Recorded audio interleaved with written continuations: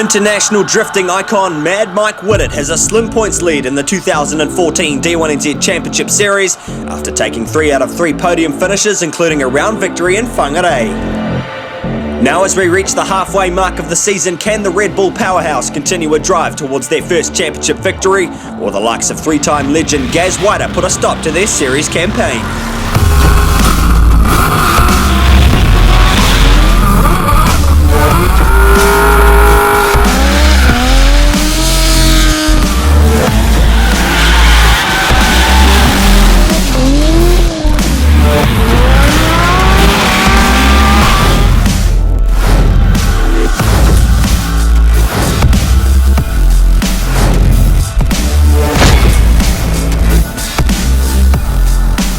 Yes, welcome to highlights of the Cody's D1NZ National Drifting Championship. Achilles Radio presenting round 4 from the Central North Island as New Zealand's best drivers get a chance at 4th gear for their first taste of full throttle drifting on the Taupo reverse circuit. And this is how the championship lines up after 2 rounds of concrete carnage. Mad Mike holds a small lead ahead of 3-time Drift King Gaz Whiter. Younger Nico Reed holding on to 3rd place ahead of Whitaker, Redwood and Woolhouse, all separated by just 2 points. It's halfway through the season, it's definitely a good spot to be. We've got a good lead, 77.5 points ahead of Gaz. And saying that, halfway through it's drifting, anything can happen. You know, each round we've got 120 points up for grabs for obviously qualifying. We get good points, so always want to try to qualify high, be explosive, and then the battles with 120 points up for grabs, 77.5 points is easily lost. You know, we've got a little goal between ourselves and the team, and so far we're sticking to it. So yeah, eye on the prize, man. Well, practice for round 4 got underway with grey skies and greasy track conditions as drivers tiptoed through their first test sessions, but as midday came, so did a dry line, giving fans their first taste of tyre smoke. Current Pro-Am champion Darren Kelly was showing good form early on in the weekend, enjoying the speed on the Taupo reverse section. It's good, really good, like real fast, real flowy. Everyone, you just come in as fast as you can. You pretty much can't come in too fast. And if you're pretty much using your angle just to slow up, you're not really coming off the gas at all. Real fast through here, around the last corner. Is pretty much the only place you drop any speed, so it's real good. Sitting 7th in the points table in his first year in the championship, Darren Kelly has become another rising star in the pro class, qualifying the Thirsty Liquor R34 Skyline into 10th place. Yeah, definitely. We've made huge changes to the car since round 1 and 2, and it's definitely working a lot better than what it was. So to be sitting in 7th in our first year in pro is I'm pretty stoked with that. After blowing an engine in Tauranga, Zach Pole made a strong start to the weekend, readjusting himself to a more refined car setup, qualifying the Rollei Action Cam R33 into 7th place.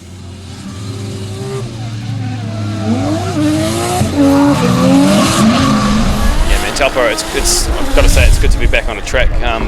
The race, you get a bit sick of the old concrete jungles. They're good fun, but 2 in a row, that's the way it is. But it's nice to be able to hit 4th gear up and just power it to the section. I mean, we're running on high boost at the moment, which is 790 horsepower at the flywheel, and 23 pound of boost and 4th gear to the whole section. And we're getting 2 laps to a set of tyres basically, so it's probably too thirsty if anything, but it's good fun.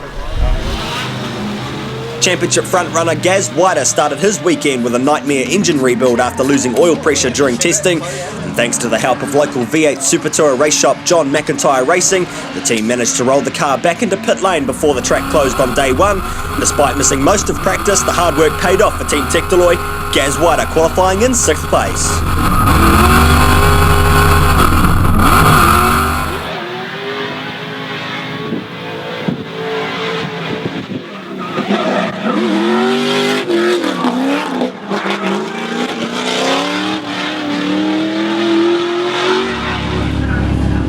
Day 2 wasn't without drama either, as Mad Mike smashed an oil cooler with a big spill in pit lane.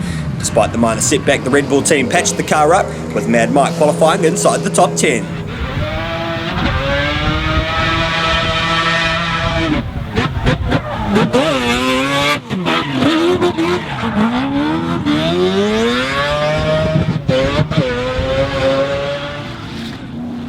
One of the big favourites heading into Taupo was Shane van Gisbergen in the BOC Race Stuff Falcon, but bad luck from Tauranga would follow to round 4 as the team blew 2 gearboxes and 3 diffs, Van Gisbergen stepping into Adam Davies' rotary-powered 180SX. Yeah, we just went through a gearbox Saturday morning, put another one in, but unfortunately let go this morning in practice, and it's a shame. It was going real good and Shane was driving well, but so we've managed to borrow a car off Adam Davies and it seems to be going pretty good, but just it's hard to get used to with no practice, but qualified, so we'll just see how we go. I don't know who we're up against. Defending champion Whangadan was disappointed to be in Taupo without his new VE Commodore, but the Castrol Edge team had the old car prepared for battle, Whanga qualifying in 5th place.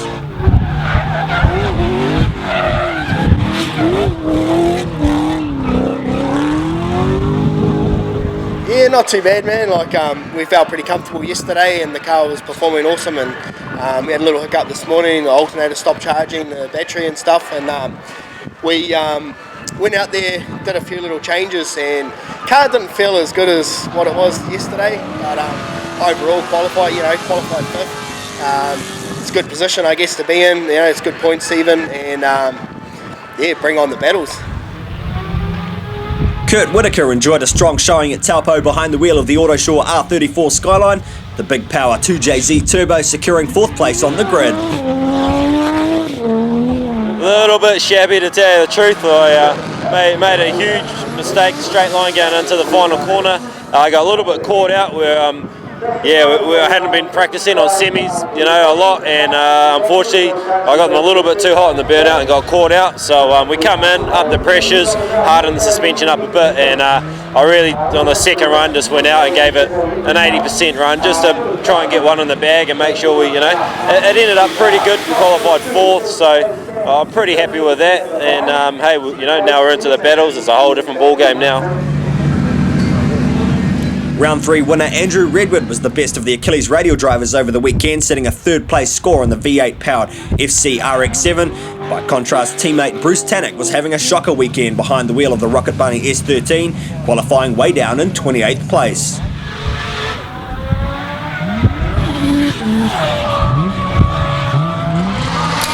At the top end, the battle for pole position went to Cole Armstrong in the V-Energy R34 Skyline, enjoying chart-topping 88 and 92 point scores, holding provisional pole for most of the session.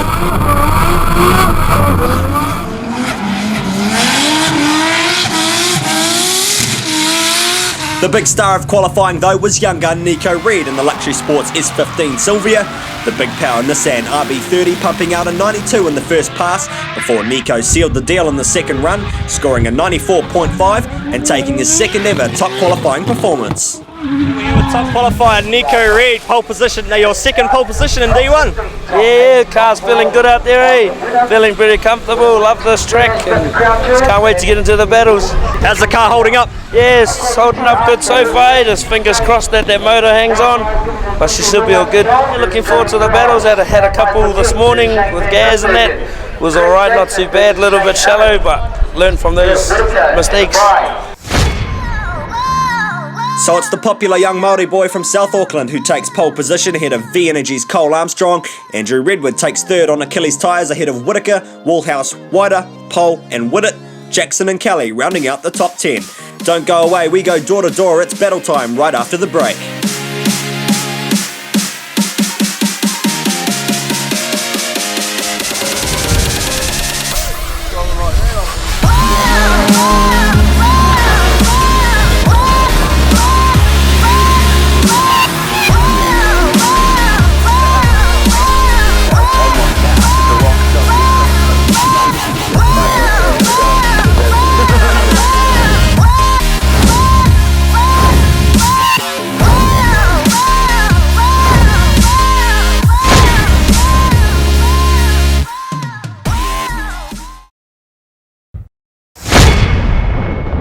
Welcome back to highlights of the Cody's D1NZ Championship Series Round 4 from Ricoh Taupo Motorsport Park as we take a look at the top 32. Shane Van Gisbergen doing all he can in a borrowed car to fend off Mad Mike in the RX-7. Red Bull through to the top 16.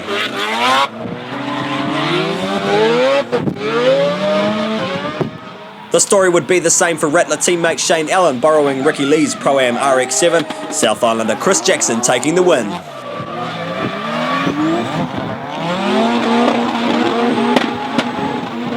Adam Hedges from C's Garage would lead out from Sky Zhao in the 2 Degrees 570Z. Sky would struggle in the chase run.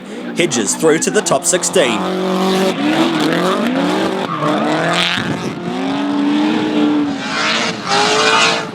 Thangadan led out from Bruce Tannock in the Achilles Radial S13, taking an easy win with Bruce unable to match the Castrol Edge Commodore.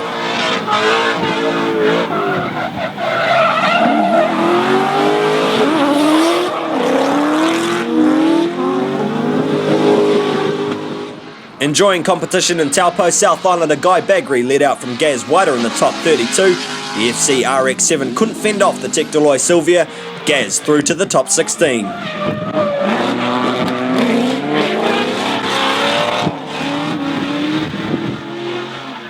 One of the most bizarre battles of the weekend went to Joe Kukatai and Jake Hakarai on the top 32. The Gulf Force Pro Skyline chasing hard on the Nexon Tyres C35 Laurel. Kukatai diving in on the inside, pushing Hakarai right off the track.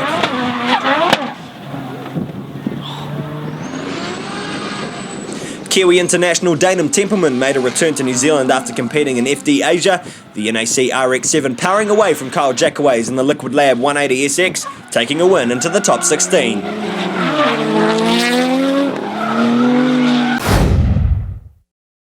Into the top 16, top qualifier Nico Reed took an easy win over Jody Verhulst in the Milwaukee Supra, while Mad Mike gave a winning chase against Chris Jackson in the Surfab S14.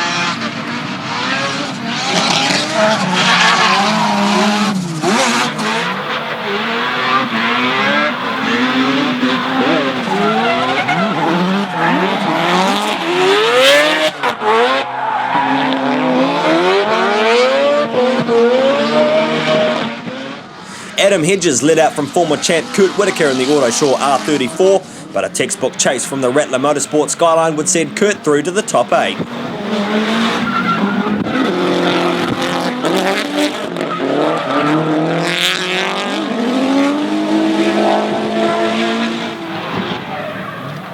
Matt Lauder and Thangadan would meet again for a rematch in Taupo after their short-lived battle in Tauranga. This time the little 180SX would push the Castrol Edge Commodore into a rerun.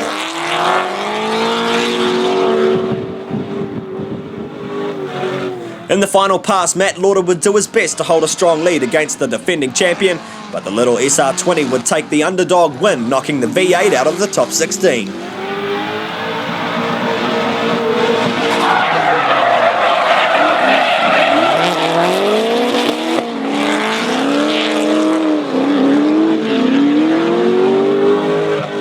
Cole Armstrong and Drew Donovan went head-to-head in the 16. Drew Donovan going shallow in the chase, the V-Energy R34 through to the top 8.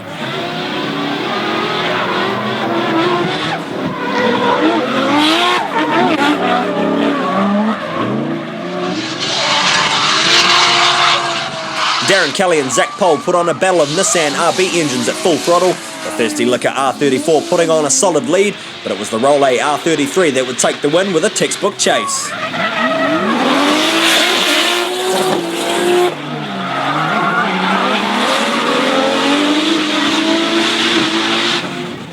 Despite defeating Joe Kukatai in the top 32, Carnage seemed to follow Jake Hakarai on the Nexon Tyres C35, smashing the front clip on turn 3 and handing Andrew Redwood a pass into the top 8.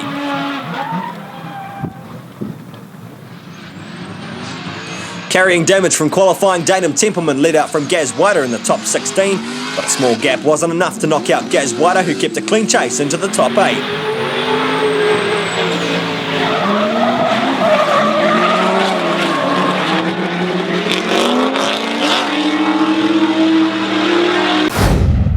Kicking off the top 8, Cole Armstrong and Zach Pohl would continue a battle of Nissan Skylines, with Armstrong giving a solid lead, but an early dive and correction from Zach Pohl in the final corner would send him home early.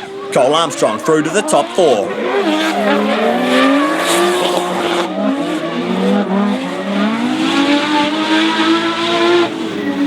On a high from knocking out Fangadan in the top 16, Matt Lauder would find himself against another former Drift King as Kurt Whitaker gave chase in the Autoshaw R34. A textbook chase run would see Kurt take the win.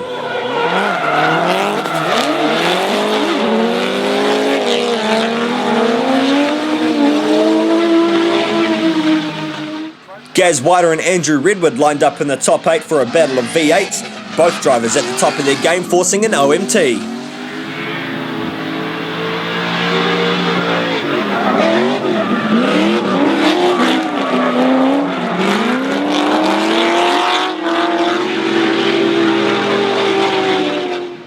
In the rerun, Andrew Redwood would lead out from Gaz in the final pass, but the Achilles Radial FC RX7 couldn't shake the Tiktaloi S14.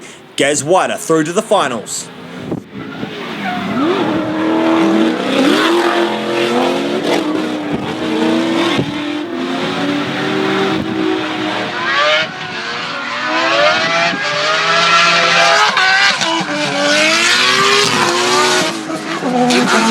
The biggest battle of the weekend went to series points leader Mad Mike Whitted up against young rising star Nico Reed, both drivers making minor mistakes in their chase runs, forcing an OMT.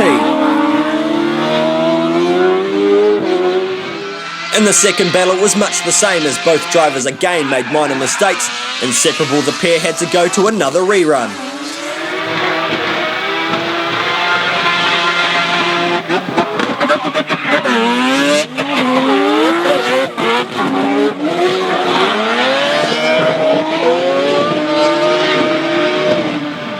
In the third and final battle, Mad Mike would lead out from Nico Reed as the pair went bumper to bumper. In the end, the Luxury Sports S15 would take a shallow dive on the final corner before hitting the rear of the Red Bull RX7. Mad Mike through to the top 4.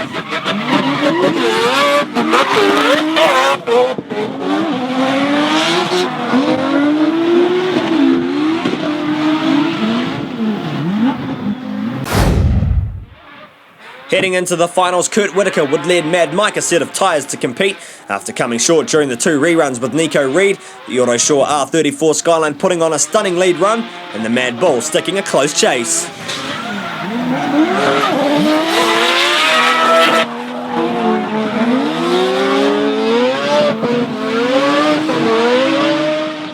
In the second pass, Mad Mike would open up a small gap in the first half of the section before Whitaker came back on power through the final corner, sticking to the rear bumper of the Mad Bull and taking a dramatic victory into the final as Mad Mike spun out on the exit.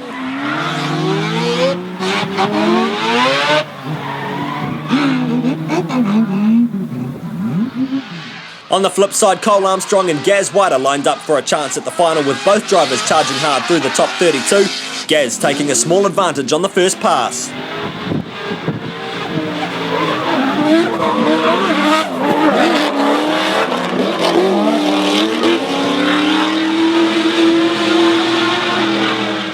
In the second pass, Cole Armstrong drove bumper to bumper in an epic chase run behind the wheel of the V-Energy R34, but it just wasn't enough to secure victory into the final.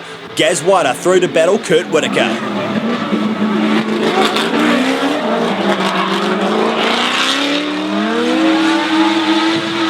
Yeah, I'm pretty pumped on that. I just see Kurt just beat Mike, so that's good. That's good for the championship points. I'm pretty stoked on that.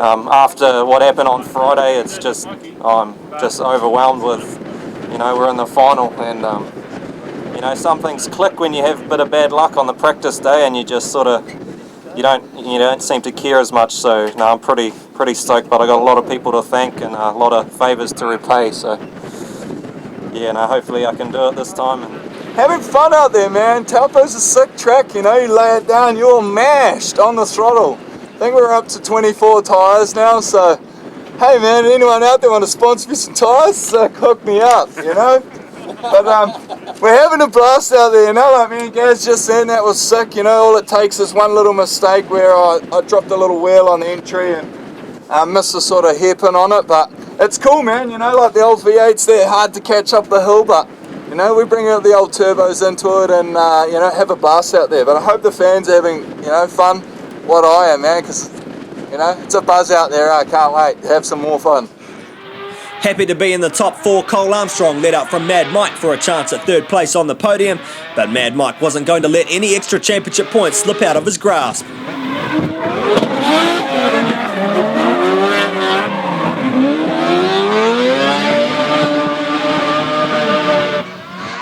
In the second pass, it was the Red Bull RX-7 opening a gap on the V-Energy Skyline, Cole Armstrong playing catch-up, and Mad Mike taking his 4th consecutive podium for the season.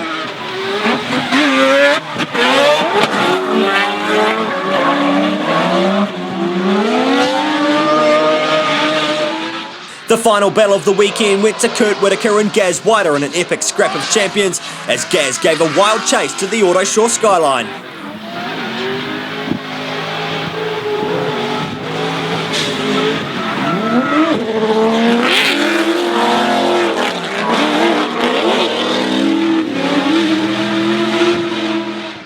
In the second pass, it was the 7-litre V8 opening a small gap on the 2JZ Turbo, and despite matching the angle, Kurt Whitaker couldn't pull anything more out of the bag. Gaz Whiter taking a mammoth comeback victory and his 2nd round win of the season.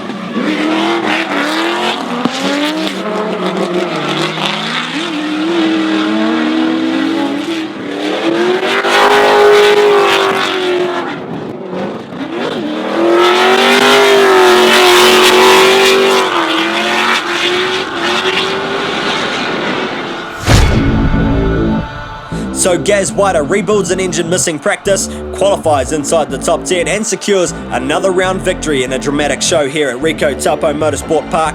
Kurt Whitaker takes 2nd place with Mad Mike Whittet, continuing a strong championship campaign in 3rd place.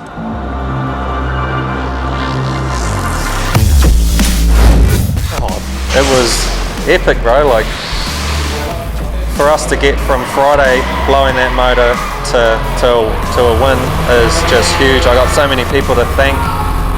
We're all buggered. We've had not much sleep, and just so pumped to pull it off with a win and try and repay, everyone that's helped out. So now we've got the task of pulling the motor out. We know what's wrong with it.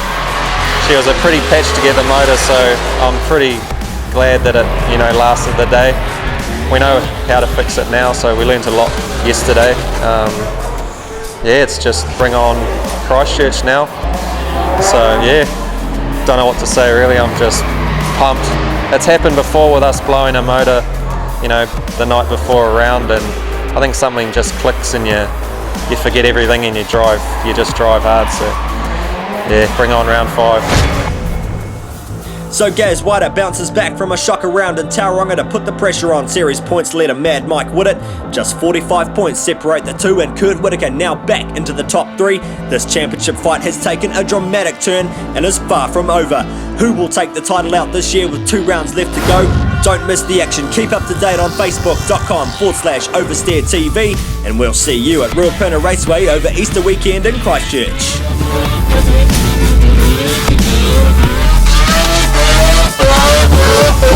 Oh,